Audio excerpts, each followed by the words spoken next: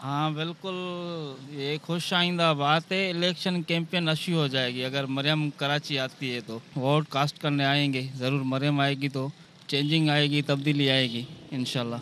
Tough time होगा सबके लिए कह सकते हैं, क्योंकि पीपल्स पार्टी भी है। और अब ये मरियम नवाज अगर लड़ेंगी तो अच्छी बात है, लड़ें, और जीतना सबका हक है।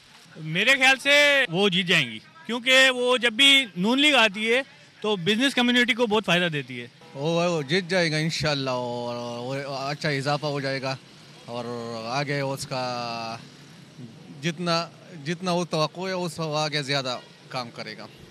मेरे ख्याल में ये अच्छा इजाफा है और उनको यहाँ से जीतना चाहिए। इंशाल्लाह ज़रूर देंगी वो, टफ टाइम देंगी वो मुखालिफिन। अच्छा इजाफा है।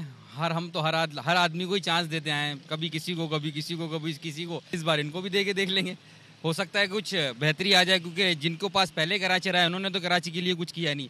हो सकता है यही आगे कराची के लिए कुछ कर दें। तमाम जमातों को इंतखाबात में हिस्सा